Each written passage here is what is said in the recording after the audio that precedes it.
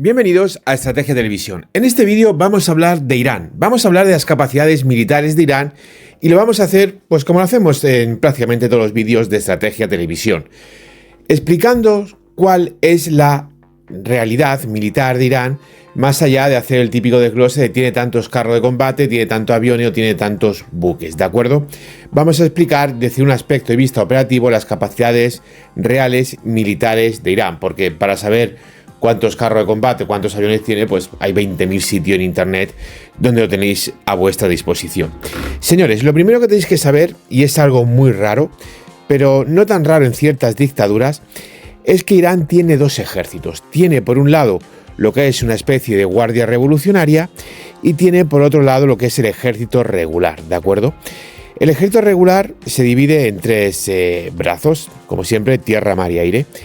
La Guardia Revolucionaria va un poquito más allá y tiene cosas como unidades de élites de forma independiente que actúa orgánicamente algo así como los Marines de Estados Unidos, que son las fuerzas Al-Quds. ¿En qué se diferencian unos de otros? Bueno, el ejército regular todos sabemos lo que es, no hay que explicar mucho al respecto, ¿verdad?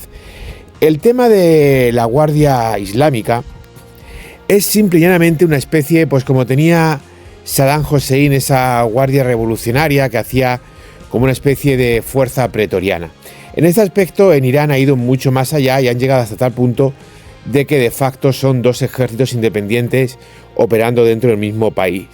Sí es cierto que las fuerzas regulares tienen, digamos, más potencia de fuego, tienen más poder, pero, sin embargo, las capacidades militares de esta Guardia Islámica, esta IRGC, que son sus siglas iraníes, lo cierto es que están bastante avanzadas respecto a otras unidades homólogas a lo largo del mundo.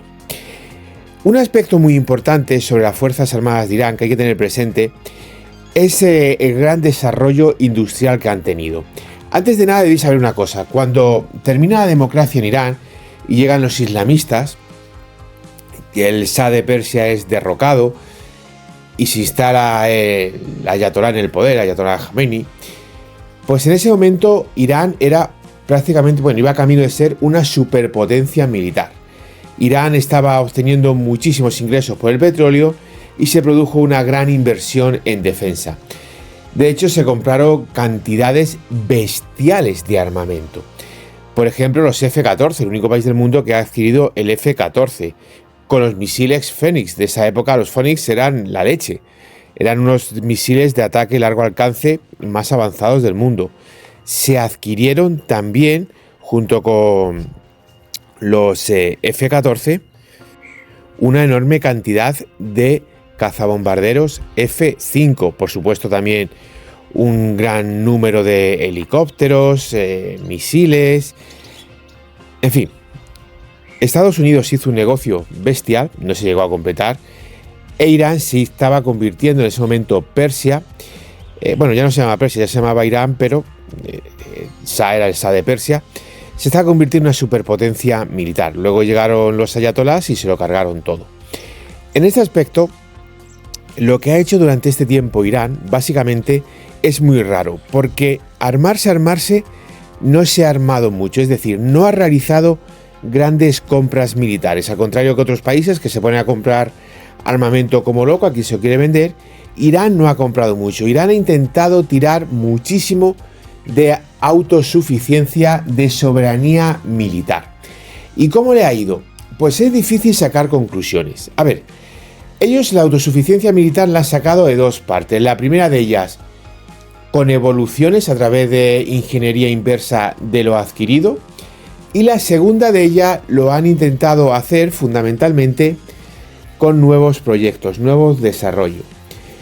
Lo cierto es que muy bien no les ha ido, las cosas como son.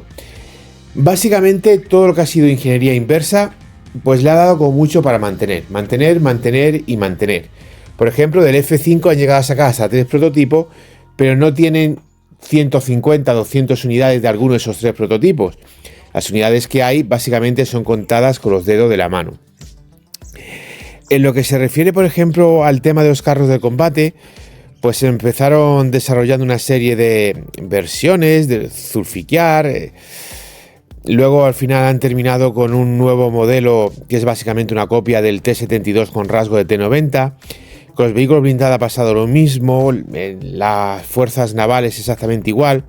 Al final, señores, lo que ha conseguido Irán fundamentalmente de éxito es el tema de desarrollar misiles y el tema de desarrollar drones. Básicamente una Corea del Norte. Podemos decir que el desarrollo industrial de Irán en el aspecto militar pues no ha sido un éxito precisamente.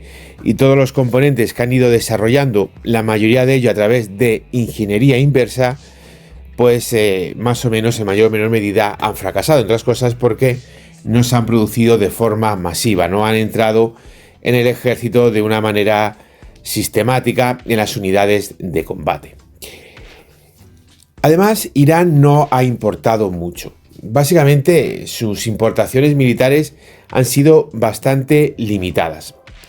Esto se puede deber a muchos factores, porque proveedores pues no iba a tener problema. En el momento que el Ayatolá llegó al poder y luego posteriormente ya con la caída de la Unión Soviética podía haber comprado a Rusia que hubiese querido. No le ha comprado mucho a Rusia, tampoco se ha echado los brazos de China. Cuentan las malas lenguas que esto se debe fundamentalmente a lo que he explicado al principio del vídeo. Ellos tenían el F-14, por ejemplo, ellos tenían los F-5, tenían Boeing, tenían un montón de por ejemplo, Chinook, tenían un montón de sistemas. Claro, estos sistemas los han ido manteniendo, ¿de acuerdo? Como han podido, con su propio desarrollo, con ingeniería inversa, los ha ido manteniendo. ¿Qué ha pasado? Pues que ellos básicamente cuando empezaron a recibir otros modelos de aviones, o por ejemplo, en muchísimos aspectos, cuando por ejemplo, la guerra entre Occidente e Irak, muchos aviones, por ejemplo, iraquíes, desertaron a Irán e Irán se quedó con ellos, pues básicamente ello que pudieron hacer fue comparar in situ ambos sistemas, ambas tecnologías. Y según cuentan, básicamente lo que vieron es que la tecnología soviética, la tecnología china, era basura al lado de la tecnología de Estados Unidos. Y por eso decidieron desarrollar sus propios sistemas, porque llegaron a la conclusión de que comprar iba a ser tirar el dinero a la basura. Porque si entraban en conflicto con Estados Unidos tecnológicamente era muy superior y los iba a arrasar. Básicamente cuando empezaron a comparar el Tomcat con otros modelos soviéticos, MiG y demás, pues dijeron, señores, no. Eso es lo que se cuenta. Oficialmente no hay nada, pero sí es cierto que Irán es el único país del mundo que no ha empezado a comprar armas como loco al bloque al que estaba aliado. Por ejemplo, el Shah de Persia empezó a comprarle armas como loco a Estados Unidos. Sin embargo, en esa dinámica no sucedió lo mismo con respecto a China o con respecto a Rusia una vez que los ayatolás llegó al poder. Bien, tenemos un ejército que, como veis, es un ejército bastante autóctono, que ha querido desarrollar una gran autosuficiencia, que ha fracasado, porque, o si no ha fracasado, sí que no ha tenido un gran éxito, ¿de acuerdo? Porque fracasar no me gusta utilizar esa palabra cuando tú lo intentas al menos. Digamos que puedes mejorar. Fracasar para mí es no intentarlo, eso es fracasar. Pero al menos si lo intentas.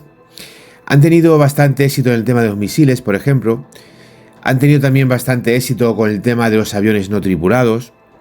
Pero básicamente en sistemas complejos, es decir, aviones de combate, carros de combate, buques para la armada y demás, pues básicamente han fracasado de forma rotunda. Incluso, por ejemplo, la Armada adquirió otro submarino de la clase Kilo, no ha adquirido más submarino, apenas los ha modernizado. De hecho, se rumorea que en servicio solo tienen 2 y tampoco es muy seguro. En fin, la situación de Irán como país importador de armas, pues digamos que nos ha dado mucha alegría. Y además, lleva bastante tiempo, por ejemplo, después de cambiar un poco esta política, intentando adquirir aviones a Rusia, pero Rusia, la situación que está, pues entregar, no ha entregado mucho. El cuento del Sukhoi 35 Irán es uno de los grandes, digamos, culebrones que hay en el tema de la industria militar.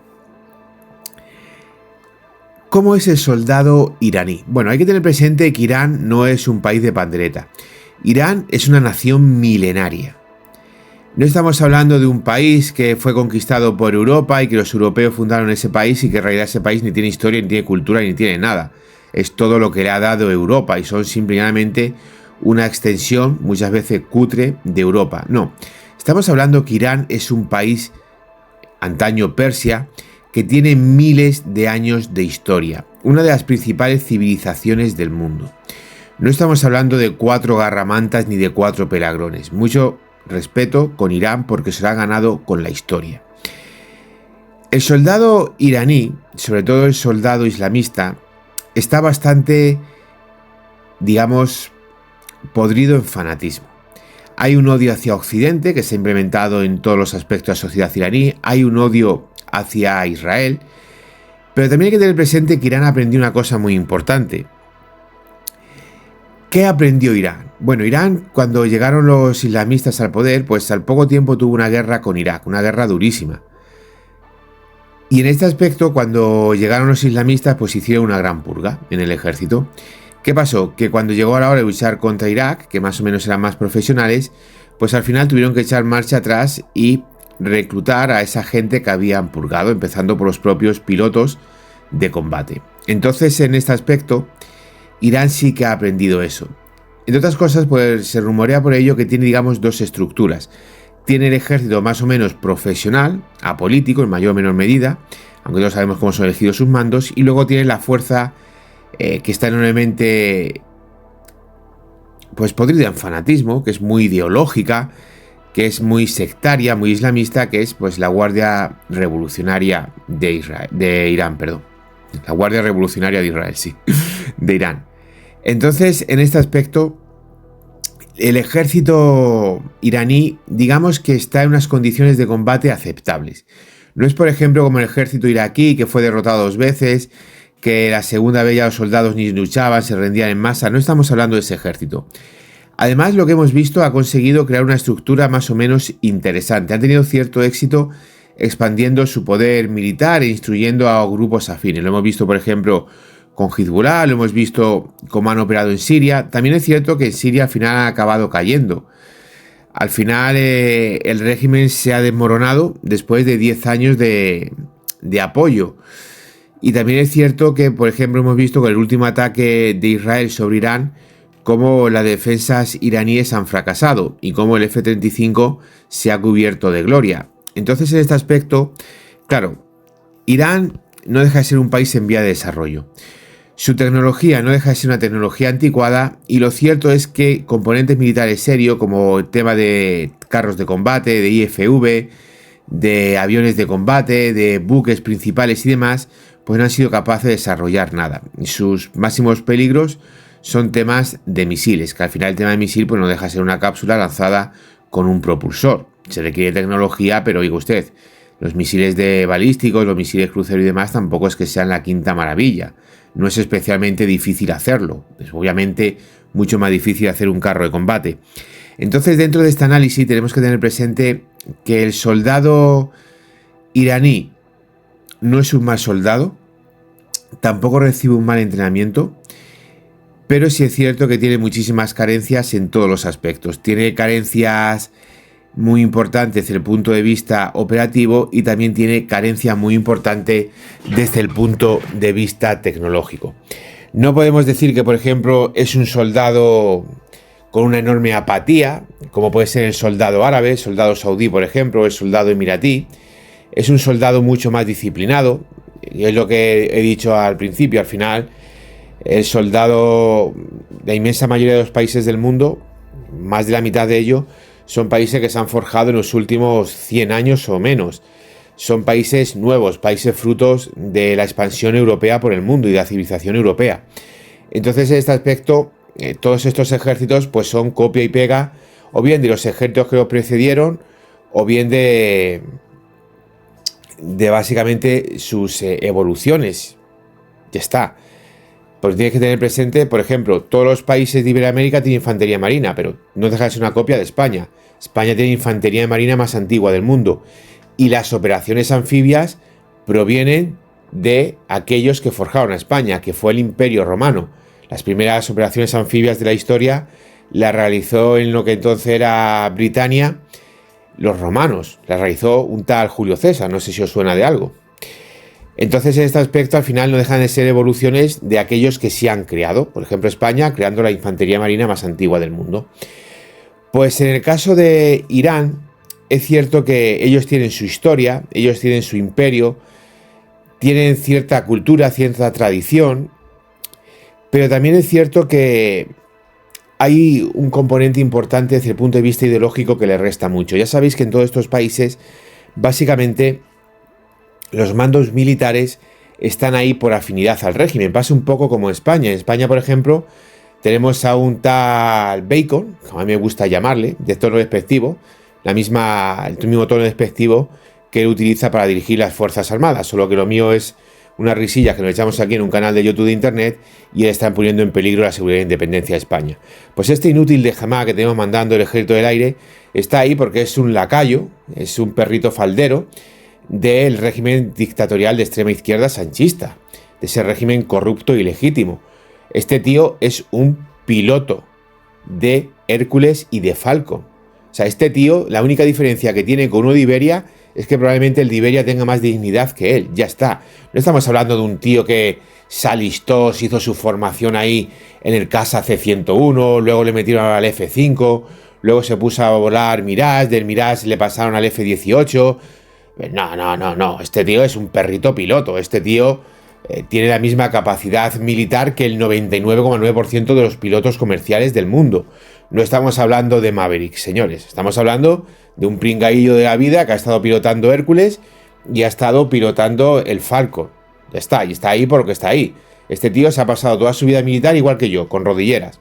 Claro, que la hemos utilizado para fines diferentes. Eso también es verdad. Y aquí en estos regímenes pasa exactamente lo mismo. Y aunque el ejército persa como tal, el ejército de Irán, es un ejército bastante, digamos, sumido en tradiciones históricas del imperio persa y es bastante disciplinado, esto hay que tenerlo muy presente, es bastante disciplinado, lo cierto también es que sus mandos pues no están ahí porque son los mejores, están ahí porque son los mejores para el régimen. Y esto al final a las unidades les resta muchísimas capacidades, porque sinceramente, lo de tener a alguien afín a tu ideología y que además sea bueno, pues a veces pasa, pero es poco probable. Es poco probable en todos los aspectos. Al final, la ideología de un militar debe de ser la patria. Cuando un militar no tiene como ideología la patria y está ahí por otros motivos, que no son por sus capacidades, pues la cosa va mal. Luego, por supuesto, que puedes tener militares que tienen su propia ideología y que la llevan a cabo. Por ejemplo, Franco. Franco fue el general más joven de Europa y ahí le tienes prácticamente sin recursos, ganando la guerra civil y además luego como un gran político cogiendo un país destruido, arruinado y extremadamente pobre y convirtiéndolo en la séptima o octava potencia industrial del mundo. Eso, pues en la historia de la humanidad ha sucedido muy poquito. Y además, aunque Franco estuvo muchos años gobernando, lo cierto es que los primeros 15-20 años, cuando Franco tenía un régimen socialista con Falange, pues fueron años tirados a la basura. Hasta ya a finales de la década de los 50, que llegamos los conservadores al poder y empezamos a hacer cosas de conservadores, como SEAT, como Pegaso, como liberalización y demás, pues la cosa no cambió. Es decir, que los primeros casi 20 años del franquismo, pues España avanzar, no avanzó mucho. Se hicieron cositas, pero básicamente en ese momento que mandaba era el PSOE, pero de derecha, es decir, la Falange. Socialistas puros y duros, pero sin ser terroristas y sin querer robar al pueblo. Ya está, como hacen los socialistas. Aquí en este aspecto, con el régimen iraní en sus fuerzas militares, pues el problema de la profesionalización de los mandos también es un problema muy grave. Es un problema muy grave y se ve, ya no digo ni las fuerzas Al-Quds ni demás, ahí obviamente manda el más fanático de todos, sino también es un problema muy grave dentro de la propia estructura militar. Bien, señores, pues este es un resumen general del ejército iraní, de sus capacidades militares. Un resumen que, desde un punto de vista operativo, para que os quede una idea, ya habéis visto cómo es la estructura, cómo son sus capacidades, su armamento, su tecnología, su forma de proceder, su organización, hemos hablado de todo eso. Sus capacidades reales de combate, pues sus capacidades reales de combate son bastante reducidas. ¿Por qué? Su armada es inexistente. Su armada básicamente son unidades, lanchas rápidas, lanzamisiles y demás. Esas son las principales capacidades de su armada. Tienen por ahí algunos buques principales, algún desarrollo autóctono, pero vamos, fragatas que básicamente su tecnología, su arquitectura y demás son de los años 70-80, es decir, cero capacidad real. En el tema de los submarinos, en teoría tienen 3 submarinos a clase Kilo, uno ya por ello mismo está confirmado que ni siquiera está operativo, y los otros dos hay bastante dudas sobre su estado operativo real. ¿Qué pasa con el ejército del aire? Pues el ejército del aire de Irán es básicamente unos cuantos F-14 que todavía vuela. Recientemente perdieron uno porque se robó Maverick. Quedan unos 20 por ahí más o menos en condiciones operativas. Le quedan los F-5 ya prácticamente nada, básicamente son modernizaciones F-5. Y otro avión, también legendario, de Estados Unidos, que adquirieron ello, el RF-4, el Phantom, pues todavía los tienen disponible, igual que el Tomcat. Esto es su aviación, como veis es una aviación pues digamos bastante antigua, que además han podido mantener en el tiempo. Eso sí, una muestra más de las chorradas esta de los 4 trastornados que te dice que Estados Unidos te apaga el avión y que no te deja operar y que no sé qué, pues ahí están operándolo ellos, que llevan ya desde los años 80 que triunfó la revolución, pues 40 años.